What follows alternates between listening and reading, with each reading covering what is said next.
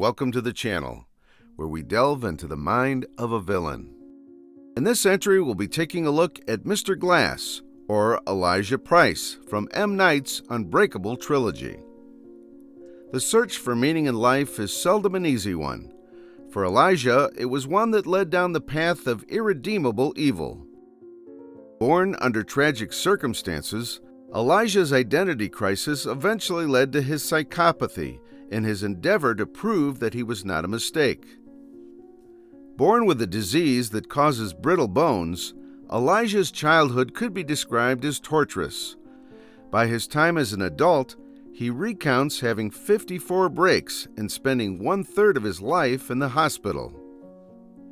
As if the physical ailment wasn't enough, there was also the emotional turmoil of the ridicule and bullying from the other kids. It's a sad fact that children can be cruel out of their immaturity. One could easily imagine that at least several breaks could have been attributed to his bullies at school. Elijah was given the nickname Mr. Glass, a moniker which he initially despises, but eventually realizes as an adult that it was a foreshadowing for his villainous turn. The significance of Elijah's bullying cannot be overstated. It lies at the root of his evil. As a young child in his formative years, it had a profound effect on his identity and self-worth, causing him to label himself as a mistake and as merely the injury-prone kid. It is this label that Elijah seeks to shed for the rest of his life, causing him to commit atrocities in the name of finding his purpose. It's highly likely that if he did not have such a persecuted childhood, he would not have become the monster he is. Naturally, young Elijah would isolate himself. Perhaps it was an error on the part of Elijah's mother by encouraging him to venture outside. An error with sincere intentions, but an error nonetheless. For his own safety, Elijah clearly does not belong on the streets and should be schooled at home. A minor fall that would graze a regular person could very well spell doom for him. Nevertheless, to bolster his confidence, Elijah's mother would entice him to leave the safety of his room with the allure of comic books. The tales of larger-than-life heroes and villains embroiled in a conflict of good versus evil captivated a young Elijah and served as an escape from the harsh realities of his life.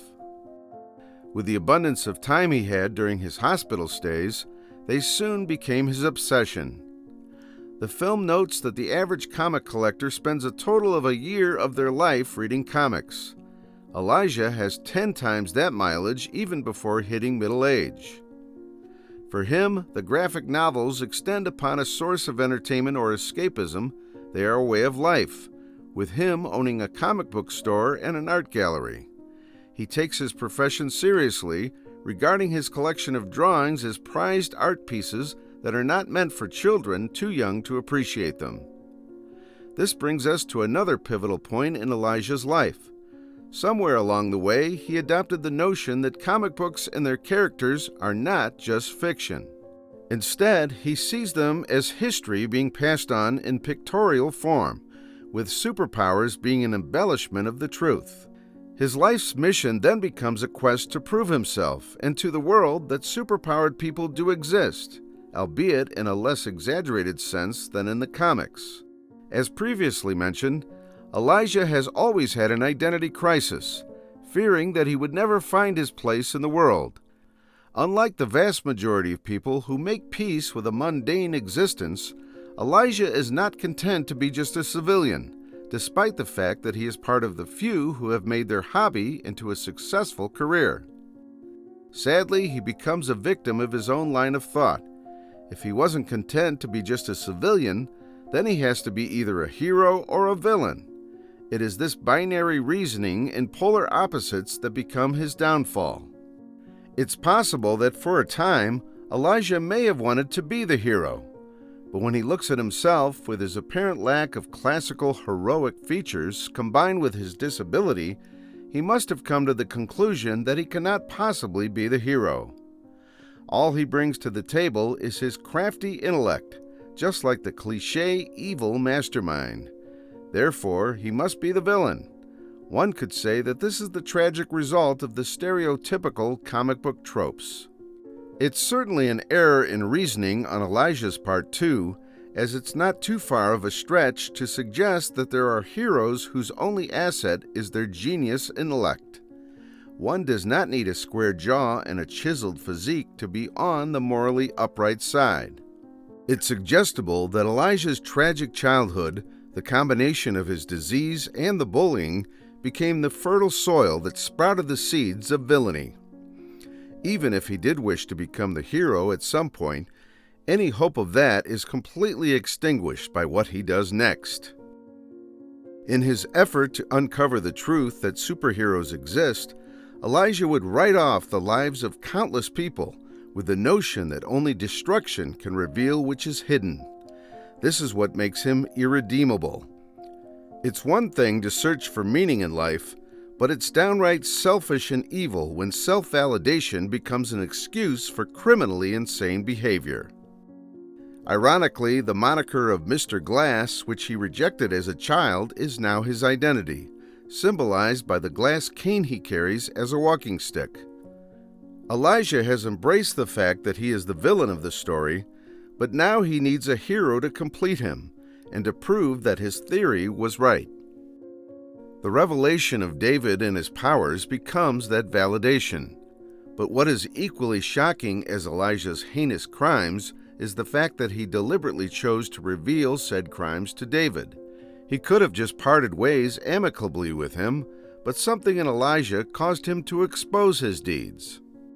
Perhaps Elijah wanted to fulfill another trope of the comic book genre, that the hero would triumph over the villain and that justice would prevail. After all, they already embody the stereotype of the hero being the exact opposite of the villain, with David's indestructibility being a direct contrast to Elijah's fragile state. And although he was rightfully punished for his crimes, he displays no sign of regret or remorse. In Elijah's mind, it was all worth it, as it gave him the self-validation that he was not a mistake, that he was not someone without a purpose. Decades later, in the third and final installment, Elijah is still in an institution for the criminally insane. Having found exceptional individuals like David and Kevin, his mission to reveal them to the world still continues as he plays the part of a broken man, feigning weakness while he waits for the moment to strike. Once again, his criminal mastermind proves to be his greatest asset, outsmarting the institution by using the surveillance cameras as his stage for the world. However, just like the stereotypical tragic villain, he causes his own demise when Kevin learns the truth about his suffering. In his final moments, his only consolation was that his theory on superheroes was right, and that his mother was still proud of him. It's somewhat shocking that despite all he has done, Elijah's mother is still supportive of him, with her last words to him telling him that he was spectacular.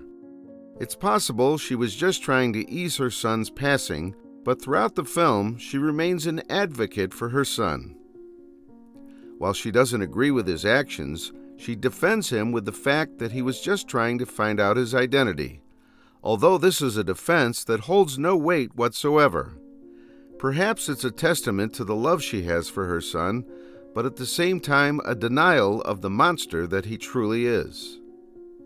At the end, it would seem that Elijah had the last laugh by broadcasting the footage of David and Kevin to the world. But was he truly successful? One could suggest that he was not. Looking at the footage, all we can see is a man bending steel with his hands and a feral-natured man being able to flip cars. Such feats of strength are uncommon, but not unheard of. It's already a known fact in strongman circles that people can do remarkable acts under pressure, such as the untrained individual who suddenly can lift a car to save their child. As for having a split personality or dissociative identity disorder, the footage of Kevin hardly proves anything new, as those are established concepts in psychology.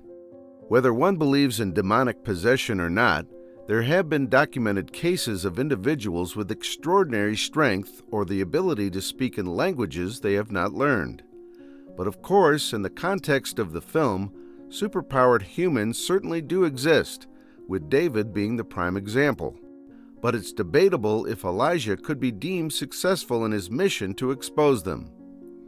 Ultimately, despite his repeated claims, Elijah Price was a mistake. He was a victim of his tragic upbringing, one who suffered greatly and found solace in the world of stereotypical heroes and villains. His search for meaning, combined with his binary train of thought, led him to identify as a villain, committing unspeakable acts in the name of self-validation. So what do you think of Elijah Price, or Mr. Glass from the Unbreakable trilogy? Let me know in the comments below. Thanks for watching, and see you in the next one.